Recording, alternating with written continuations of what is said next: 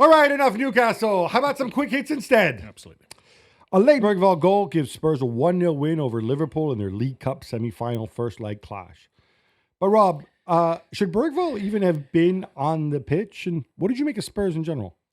Spurs in general? No. Let's get the Bergvall thing out of the way. Spurs in general were very good. We'll come to that in a second. Should he have been on the field of play? I don't think so. I mean, the referees will tell you they've been given this this law this year that if there's a chance that they can play advantage, they play advantage, but somehow they don't come back and book him, which doesn't make sense to me. Even Ange. Wait, the referees are saying that? Yeah, this is what Ange and Slot were saying after the game. They've been told by the Premier League, even though it was a League Cup game, that if they can play advantage, they play the advantage. But then they don't go and issue the card? But they don't come back and yellow card, which to me just doesn't make sense. And to be fair to the Spurs manager, he certainly didn't think so. And Slot didn't make a big thing of it in his interview afterwards, but certainly during the game. And we found out who Sipke Hulshoff is now, because he's that guy who's been sitting next to him all season with a little iPad. And he's the guy that went crazy, having seen it. So we now know who he is, and Johnny Heitinga. Just got to work out who the others are alongside Slot as well. But yeah, Johnny Heitinga's the handsome one. Exactly, yeah. He's the bald one, Slot. And, They're all. And you have the angry one. Exactly. But I can't work out why they didn't let it play out and then come back and then offer him the yellow card. Because it was a yellow card offence. He was on a yellow. And I think, yes, he was a very lucky young man. Is it 2 bad performances in a row for Liverpool, or was this better than the United game? I think it's a reality check. They had their chances, didn't they, Liverpool? They didn't play that badly. The young they were keeper, better than Anthony Kinski. They were better, but it's a test of them. It's a bump in the road, and they're going to have a few more now because the players are physically fatigued, mentally fatigued as well, and there's a lot of issues going on off the field as well. By the way, shout out to Kinski. Signs at the weekend, goes straight in against Liverpool. Unbelievable, wasn't it? 21 years of age to be thrown in at the deep end. Gab, there's a terrifying moment early in the game when Rodrigo Bentancur was stretchered off. Yeah, obviously he goes to the ball. His neck looks, for those who saw it in real time, which is a good reason that they decided not to show it again, and at least the feed I was watching. It definitely looked as if he was out cold.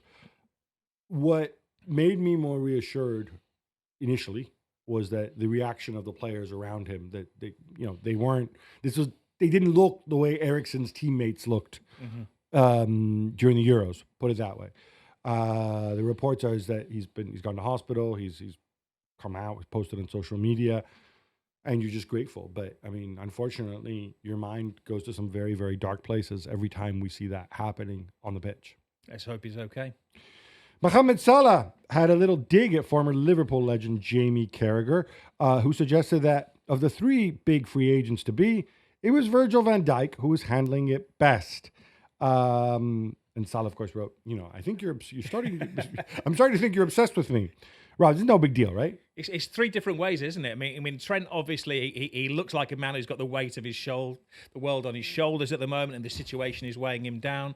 Then you got Mo Salah, who's having a bit of fun with it, and obviously playing Liverpool and his agents and whatever's going on behind the scenes, and he's decided to use social media. And you got Van Dijk, who just stands there like he's marking you from a corner and says absolutely nothing at all, and gives you that stare. If you ask him one more question, then he's just going to walk away from you as well. So it's a different approach from all of them. But I think of the 3, it's probably Van Dijk who's doing it the right way at the moment, and Salah who's having a bit of fun winding up Jamie Carragher with all this clickbait that Jamie gets involved in. I mean, look, I was going to say this. I reveal my biases. I really like Jamie Carragher. I have the privilege of knowing him for many, many years.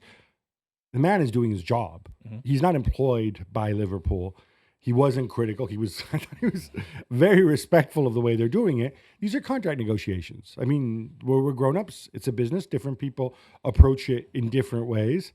I think Trent is undoubtedly getting the worst of it from fans and observers. I don't think it necessarily only has to do with it has more to do with the way he's playing. I thought when Slot said, oh, look, when they play badly, it's the contract. And when they play well, is it the contract too? It's amazing because Van Dijk's performances are like that. Salah's have gone up like that, and Trent's have gone like that. So 3 players, all in the same situation, all gone a different way. Meanwhile, Gab, Spurs have triggered Heung-min Son's 1-year extension option, which means his deal is now through to 2026. I think this was the worst kept secret in the history of the universe. I mean, what are they going to do? Like, oh yes, let's not trigger the option so that he can leave on a free at the end of the season or whatever. I think they're doing this I think he would like to stay beyond 2026 and with like a longer deal. This gives the club some time to negotiate it, decide what they want to do. He's obviously well compensated. I think he's going to be 33 next year. Phenomenal ambassador for the club. You couldn't ask for anything more. Manchester City are reportedly going to beef things up in January. Rob, they've been strongly linked with Eintracht's Omar Marmoush, who of course is a striker, and Lens's Aboukadir Kusanov, who of course you followed from his early days in the Uzbek League. Does this make sense? No, but obviously Kusanov is a Lens. He's done well. Marmoush is scoring a ton. But in terms of profiles, positions, another striker and center back, does this make sense? I think Man City needs strengthening in every single position. Marmoush is an exciting player. He's been exceptional this season. Was it 13 goals, 7 assists in 5 matches? I believe City are going to have to come up with around 80 million euros to get him 80 million euros? That's what the Germans are asking for. I think it's going to be a lot less than that. You know, but I think it'll be somewhere between 60 and 80. But yeah, he's a player. He can bring another dimension to them. They need somebody making those runs from midfield rather than playing the tippy-tappy football around the edges. And yeah, I think he's of an age. He's an excellent player. And Kushmanov, 20 years of age, best player ever to come out of Uzbekistan. But again, he's good in that he's a defender that's going to come in not to be demanding to be playing week in, week out, but he's going to strengthen that department where 1 or 2 of the players are getting maybe... some players are a lot worse than they used to be, and some are always injured. So simple as. They need Kusanov. Nottingham Forest thrash Wolves away 3-0. They're now second in the table. Well done, Mr. Marinakis. They're level on points with Arsenal. Rob, how are they getting it done? I want to get your view, because Jules and I have our own view. But I think this is tremendous where they are. I don't think there's a Leicester parallel. I wrote a whole book about Leicester's season. Leicester they were very good, punching above their odds. They're also very fortunate. And they had a couple outstanding players whose form they rode in Conte, Mahrez, and Jamie Vardy. This team does not have Conte, Mahrez, and Jamie Vardy. Or if I had to ask you who's Forest's best player, would you say Murillo? That's what I would say. You would say Murillo, yeah, who's obviously on the radar of a lot of the big clubs as well. I mean, Nuno, you could say, if you want to find a parallel with Ranieri, when Ranieri was at Leicester, he looked like he was enjoying the job. He's the most relaxed man in the world, wasn't he? I interviewed Nuno after they beat Everton over the Christmas period, and I've never seen a manager look so chilled and so happy in his job. And that's not his normal demeanour, isn't it? When you think of him when he was at Spurs, he came round. He's a bundle of nerves. But he came round, he shook the hand of every cameraman, every sound guy, wished everybody happy Christmas. There were hugs for the media team there as well. There's a man that is very happy and in control of everything in his surroundings. They've got a very good goalkeeper. They've got an excellent defence where they can play 3 or they can play 4. The game against Everton, before the game, they gave us the team sheet. They were playing 5. Then they got an injury before the game. They went to a 4. Then there's an injury during the game, and they went back to a 5. And he's been able to hand that. He's got Gibbs White. He's doing everybody knows he's going to be a good player, but he's now gone to that level where he's knocking on the door of the England team as well. And Chris Wood, who, you want to draw comparisons, maybe he is the Jamie Vardy who's come good at the age of, 33 years of age. And here he is, and he's always been a very good player, Wood, alongside Barnes at Burnley. But now he's just bursting with confidence, isn't he? What I find incredible about this is, all right, the Leicester story, obviously the ultimate fairy tale and whatever else, but... And it obviously wasn't just down to those 3 players that I mentioned, but, you had Mahrez who left for Manchester City. You had Conte who left for Chelsea. You have Vardy who could have left to go just about anywhere as playing for England. But you had those 3 guys who could have easily walked into any of the top teams. Yep. When I look at this, Morgan Gibbs-White has a big future, potentially. But other than Murillo, is there anybody you could see walking into a top 4, top 5 team? Anderson's looking good. He came in. He would have been in the Elliot Anderson? Yeah. He's looking good when you see him play. He's again, a player of promise. He's not the finished article, but it took a lot of money to take him out of Newcastle. He would have been possibly in the Newcastle team this season had they not to kind of meet the financial kind of regularities that they have to go. Langer's looking good as well. Yeah, I hear what you say. They're probably not top 4 players, but they're players who are better than bottom half, are all at the peak of their profession, their careers. They're not carrying any veterans. They don't have There's any no Wes kids. Morgan there. Yeah, there's no kids that are like 16, 17 years of age that are kind of going to do that. So, yeah, he's got a bunch of players who are playing, and they're happy in their own skin as well, that they're happy to sit back and let the opposition have the ball and then counter-attack at breakneck speed. There's not expectation from the supporters, and the Forest fans are loving every single moment. I think it's a phenomenal club achievement, and obviously credit Nuno, credit the club as well. I mean, we joke about Marinakis all the time because of his tendency to spit on the ground indoors, but the atmosphere they've created contributes to this. So I'm going to ask you again, same way I asked you about Newcastle. You told me there was a 90% chance that Newcastle will be playing Champions League football next year. Mm-hmm. What percent chance do you give two-time European Cup winners Nottingham Forest? Oh, dear me. I'm going to give them a 40% chance. I think there's an outside chance, and that's if you say we're going to get 5 English teams in the Champions League. Not. I think, again, they don't have the distraction. They've got a decent squad. They've got a manager who's very happy. And there must be, from the 51 players they signed a couple of years ago, still loads in reserve if they need them as well. Julian Lopetegui is out, OUT, out at West Ham. Graham Potter is on his way. Rob, 2 questions. Okay. Bit harsh on Julian. That's a question. Mm-hmm. And can Graham Potter recover his old magic? Harsh on Julian, probably not. They look like they've put the guy out of his misery. He's had a terrible time at West Ham United.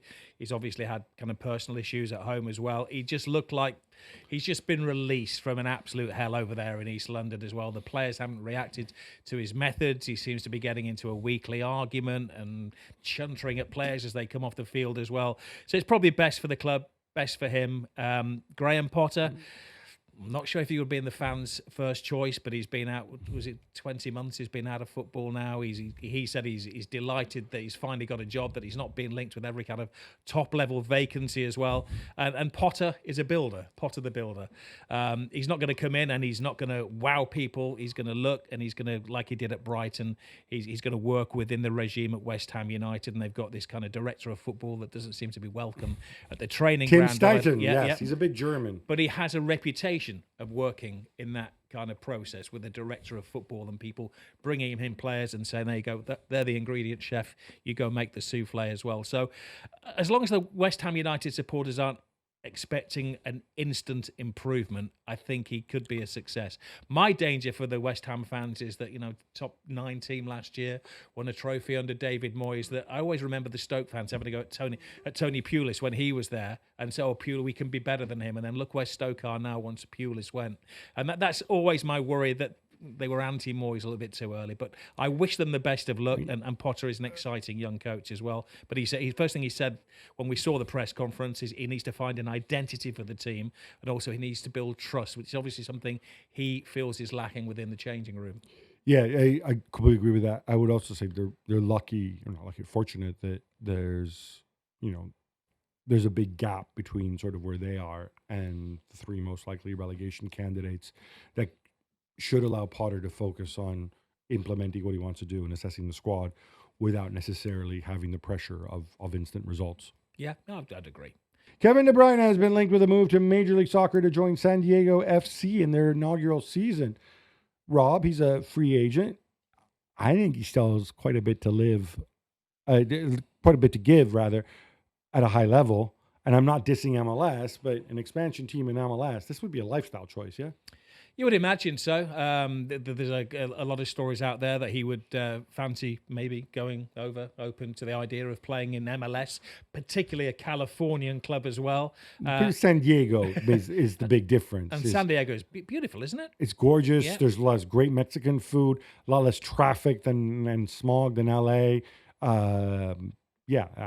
It would make a lot of sense. And he's a pretty chill character, and it may extend his career as well. I think if you see the Manchester City documentary, he was saying that his knees last season were mushed as well. And with the games that Manchester City are playing at the moment, League Cup, out the FA Cup, European games as well, it is kind of play, little rest, little recovery, play. You go out there to MLS, and there are far fewer games as well, and it's a good standard, but they're not going to be expecting him to absolutely busting a gut day in, day out, are they? Well, you have to play through the summer, though.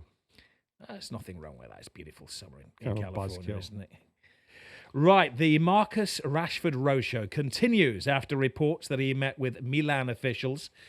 But is he seriously considering Cesc Fabregas's Como? Everybody seems to go there. Yeah, so Como have a really wealthy backers. I think technically probably one of the 10 richest backers in the world. The problem is it's Como, tiny stadium, tiny club. Yeah, it's nice. You're in Lake Como. They're trying to San Diego of Italy, isn't it? You're going to remodel. Yeah, the weather's not quite the same thing. They're trying to remodel themselves as kind of like, ooh, George Clooney, we're the little boutique club, and but that's a ways away. And this all stems from Rafael Varane, who of course signed for Como before he retired. I don't think I actually played for them. Sort of putting in a word, but this story's now been denied by everybody. So I'm assuming that's not true. Yes, the Rashford brother, that's in Milan, is doing the rounds. I covered my thoughts on this last time around. He's not right for Milan. Maybe he's right for a different club. No doubt the Roadshow will be seen in a top European city day in, day out. And not just top European cities, but Dortmund as well. Oh, dear.